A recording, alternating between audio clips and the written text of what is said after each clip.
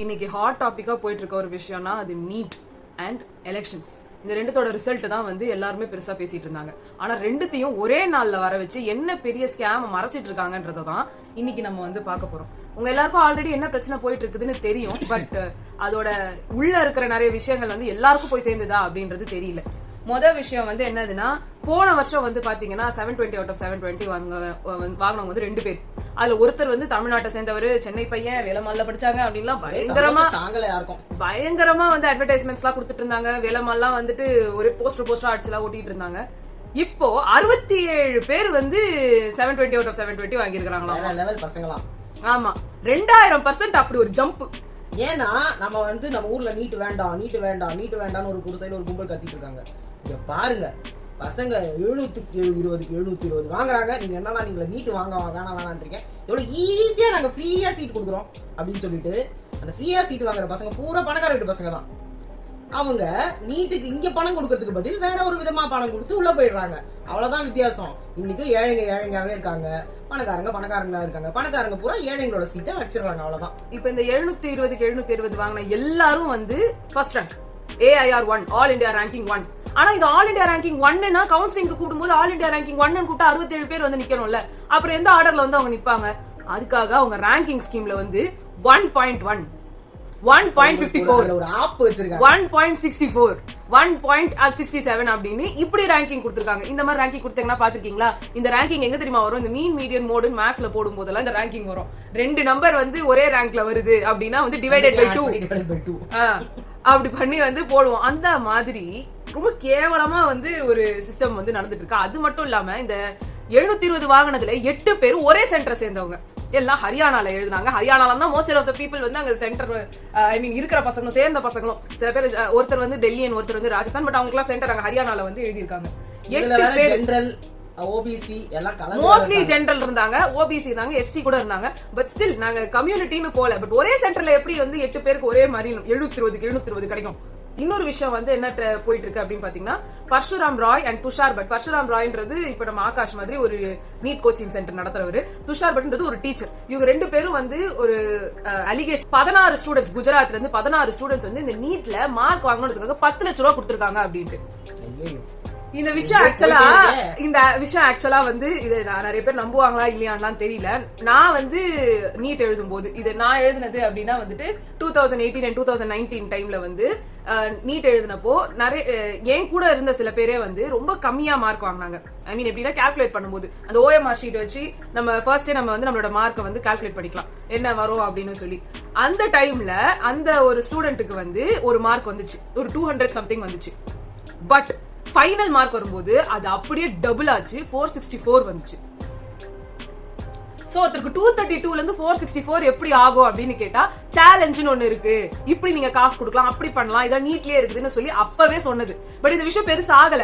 இந்த மேட்டர் எல்லாம் வெளில வரும்போது தான் இந்த விஷயம் பூஸ்ட் அப் ஆகுது. அப்ப நம்ம கத்தும் போது யாரும் கதறத கேட்கறது இல்ல. NCERT மட்டும் அவங்க தான் நடத்துனது. அப்ப வந்து NTA நடத்தல, நேஷனல் டெஸ்டிங் ஏஜென்சி வந்து இந்த எக்ஸாம்ஸ் நடத்தல. NCERT வந்து ரொம்ப ஸ்கேம் பண்றாங்க அப்படின்னு சொல்லிட்டு அவங்கள துரத்தி விட்டுட்டாங்க. இப்ப நேஷனல் NCERTல ஃபுல்லா NCERT சிலபஸ்ல இருந்து மட்டும் क्वेश्चंस நிறைய வந்தது. ஸ்டேட் போர்ட் பசங்களுக்கு அதுல இம்பார்ட்டன்ஸ் கொடுக்கல. ஆனா அதுல வாங்கிட்டு உள்ள போனாங்க பாருங்க, அவங்களுக்கு எந்த பாதிப்பும் வரல. ஆமா, ஓகேங்களா? அவங்கலாம் வந்து இப்பயும் வாங்கிட்டு போறவங்களுக்கு ஒன்னும் ஆக போறது இல்ல. இங்க எல்லாரும் கொஞ்சம் ஒழுங்கா நடத்துங்க, அவ்வளவுதான் பேச்சு. அப்போ உண்மையிலேயே அந்த சில பேர் வந்து தப்பா பண்ணாங்க, உள்ள போனாங்க. எல்லாம் தமிழ்நாடு பசங்களா புடிச்சாங்க இல்லையா? இவங்க எல்லாம் வந்து ஃபோர்ஜரி பண்ணிட்டாங்க, இவங்க வந்து தப்பான இது பண்ணிட்டாங்க அப்படின்னு சொல்லி. அப்ப இந்த 10 லட்சம் ரூபாய் கொடுத்தவங்க நீங்க பிடிக்க போறது இல்ல. அவங்க டாக்டர்ஸ் அவங்க எல்லாம் வந்துட்டு நீங்க புடிச்சீங்கல்ல, அப்ப அவங்க மட்டும் என்ன தப்பு பண்ணிட்டாங்க? அப்படிதானே இருக்கு. அதான் நமக்கு வேண்டியவங்க தப்பு பண்ணா அது தப்பே கிடையாது. அதே மாதிரி நமக்கு வேண்டாத ஒருத்தவங்க பண்ணா அது மண் குடம் இந்த சொல்லுவாங்க இல்லையா, மாமியார் உடைச்சா மண் குடம், மருமக உடைச்சா பொன் குடம். உங்களுக்கு பிடிச்சவங்களா இருந்தா அவங்க தப்பே பண்ணாலும் அவங்க தப்பு பண்ணாதவங்க. கொஸ்டின் பேப்பர் லீக் ஆயிருக்கு, நிறைய பேர் வந்து சொல்லிட்டாங்க. ஆனாலும் அந்த நேஷனல் டெஸ்டிங் ஏஜென்சி NTA வந்து அதை டினை பண்ணிட்டே இருக்காங்க. அப்படிலாம் ஒண்ணுமே நடக்கல, நாங்க வந்து ரொம்ப நல்லவங்க. ஆனா வந்து ஒரு குரூப், நாங்க வந்து இந்த வீடியோ பார்த்த, பட் எனக்கு இப்ப வீடியோ கிடைக்கல. ஒருத்தர் வந்து அவரோட வாட்ஸ்அப்ல வந்து டெலிகிராம்ல இருந்து வந்து எடுத்து ஒரு வீடியோ போட்டிருந்தாரு. அந்த வீடியோல வந்து என்னதுன்னா, இந்த மாதிரி இதோ பாருங்க, நான் வந்து சொன்ன கொஸ்டின்ஸ் லீக் பண்ண கொஸ்டின் பேப்பர் தான் வந்திருக்கு. இத்தனை பேர் இந்த வந்து வாங்கினவங்க எல்லாம் காசு வந்து கொடுத்தவங்க எல்லாம் வந்து பாஸ் பண்ணிட்டாங்க. அவரே அதுல மென்ஷன் பண்ணிருக்காரு. இப்ப அடுத்து 2025க்கு புக்கிங் ஸ்டார்ட் பண்ணிருக்காரு அவரு. நீங்க வந்து 20 லட்சம் ரூபாய் கொடுங்க. யாரெல்லாம் புக் பண்றீங்களோ அவங்களுக்கு மட்டும்தான், இப்ப எல்லாருக்கும் கிடையாது. யார் புக் பண்றீங்களோ அவங்க தான். நான் இனிமே என் பசங்க தான் டாப் 50 to 60 இருப்பாங்கன்னு சொல்லிட்டு அவர் வந்து ஷியோரா சொல்றாரு. இது ப்ரூவ் பண்ண முடியும் என்னாலங்கறாரு. இதுக்குன்னு ஒரு குரூப் வச்சிட்டு இருக்காரு. அந்த குரூப்ல இருந்து ஸ்கிரீன்ஷாட் ஸ்கிரீன் ரெக்கார்டிங் ஒண்ணுமே பண்ண முடியாது. ஏன்னா அது வந்து நீங்க எடுத்தீங்கனாலும் வந்து ஒரு blank screen மாதிரி காட்டும். இது மட்டும் இல்லாம நீட்டோட ரிசல்ட் வந்து ஜூன் 14th வருதுன்னு அப்படின்னு சொல்லிருக்காங்க. நார்மலாவே சென்ட்ரல் கவர்மெண்ட் போர்டோட எந்த விஷயம் நீங்க எடுத்தீங்கனாலும் சொன்ன டேட்டுக்கு தள்ளி போகுமே தவிர்த்து சொன்ன டேட்டுக்கும் வராது, சொன்ன டேட்டுக்கு முன்னாடியும் வராது. ஆனா இவ்வளவு அர்ஜென்ட்டா போன மாசம் நடந்த எக்ஸாமுக்கு இந்த மாசத்துக்குள்ள கட்ட கட்ட கட்ட கட்ட கட்ட கட்ட கட்ட கட்ட கட்ட ஜூன் 14 ரிலீஸ் பண்ணிட்டீங்க. 10 நாள் முன்னாடி எப்படிங்க அவ்வளவு ஷார்ப்பா கவர்மெண்ட் வர்க் பண்ணுது? அதுவும் கரெக்ட்டா ஏங்க வந்து எலெக்ஷன் அன்னைக்கு ரிலீஸ் பண்ணீங்க? எலெக்ஷன் ரிசல்ட் வந்த அன்னைக்கு எதுவுமே நடக்காது, எல்லாமே ஸ்டாண்ட் பைல சொல்ல மாட்டாங்க. யூசுவலாவே சாதாரணமா ரிசல்ட் போற ரிசல்ட் டேட் கூட அந்த டேட்டா இருந்தா அந்த டேட்டை விட்டுட்டு இன்னொரு டேட்டுக்கு தான் அதை அனௌன்ஸ் பண்ணுவாங்க. அப்போ இவ்வளவு இம்பார்ட்டன்ட்டான முடியாது.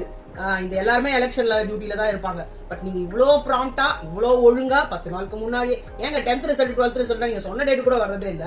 ஒவ்வொரு நாளும் பசங்க போய் போய் போய் போய் பாத்துட்டு இருக்கணும். இது தமிழ்நாட்டுலன்னா பாத்துக்க கரெக்டா டேட் கொடுத்துருவாங்க. இந்த டேட்னா அந்த நாள்ல தானா வந்துரும் நமக்கு ரிசல்ட். நீங்க சொல்லவும் மாட்டீங்க. உங்க மார்க்கிங் சிஸ்டமும் புரியல. எல்லாமே வினோதமா இருக்கு. உங்களுக்குன்னு தனி செட் ஆஃப் ரூல்ஸ்.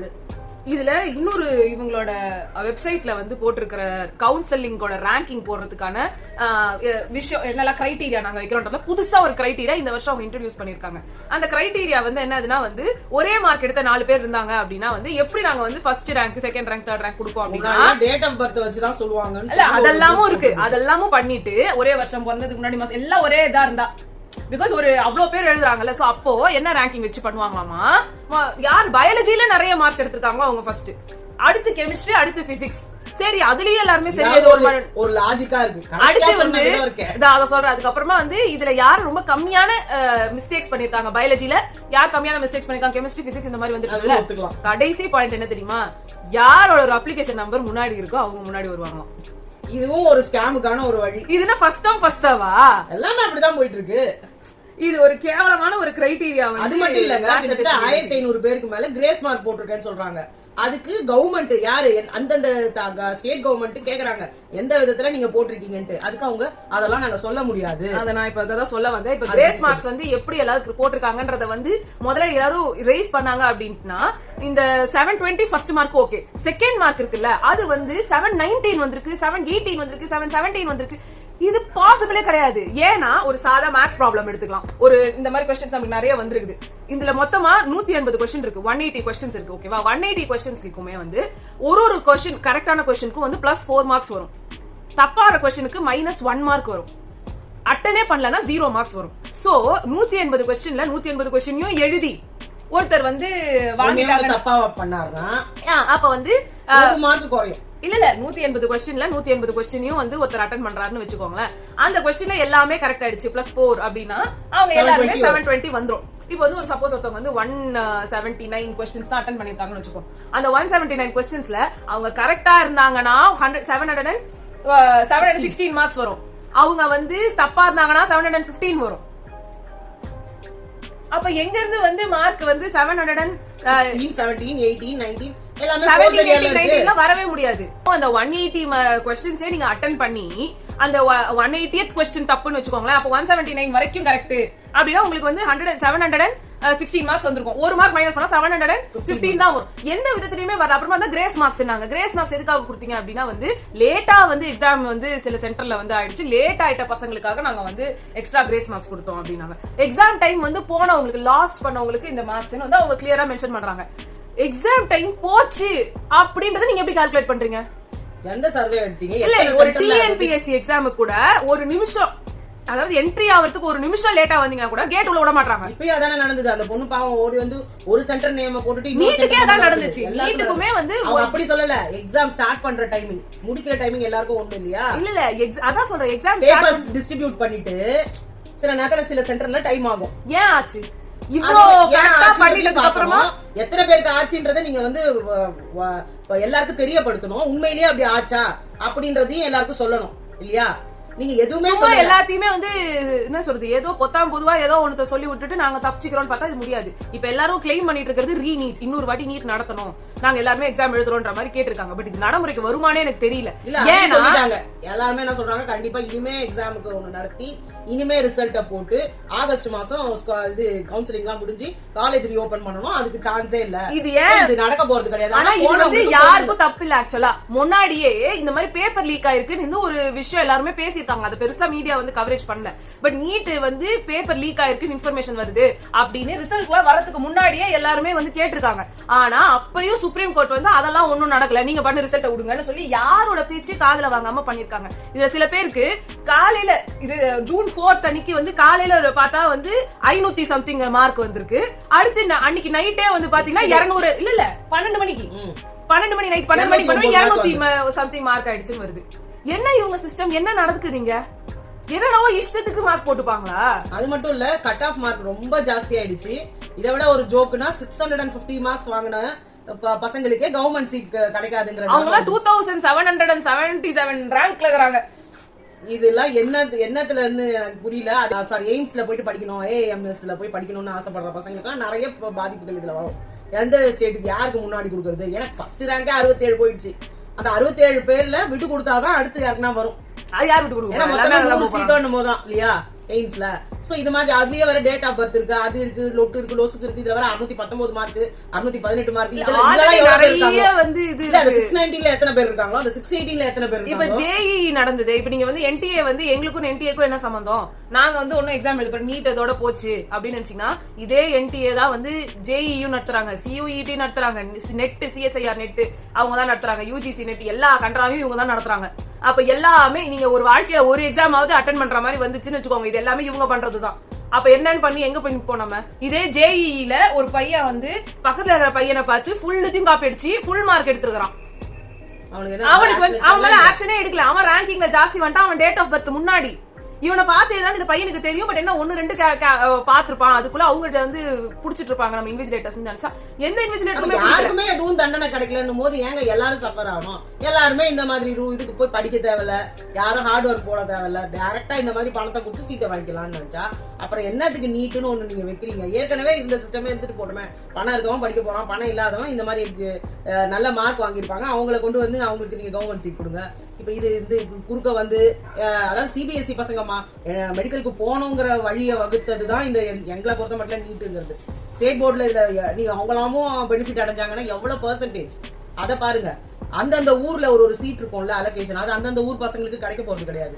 யாரோ ஏதோ ஒரு ஸ்டேட்ல இருந்து இங்க வந்து நுழைய போறாங்க. ஏன்னா இப்ப பாத்தீங்கன்னா நம்ம ஊர்ல பசங்க கஷ்டப்பட்டு படிக்கிற மாதிரி ராஜஸ்தான் இந்த மாதிரி நார்த் இந்தியால எல்லாம் உங்களுக்கு ப்ராப்பரா எதுவுமே நடக்கிறது கிடையாது. இங்கதான் கெடுபடி. காலத்துல ஒண்ணு போடக்கூடாது, காதுல ஒண்ணு போடக்கூடாது, கையில எதுவும் போடக்கூடாது. விட்டா ட்ரெஸ்ஸிங்லயே பாத்தீங்கன்னா ஹையஸ்ட் மார்க்ஸ் எடுத்தவங்க ராஜஸ்தான்ல இருந்து வந்திருக்காங்க. அப்புறம் என்ன ஒண்ணுமே இல்ல. இதுக்குன்னு நிறைய சென்டர் அங்க கோட்டான்னு ஒரு இடத்துல பயங்கரமா நடக்குது. இன்னும் எக்ஸ்ட்ரா அங்கதான் போய் சேர போறாங்க இல்லீங்களா?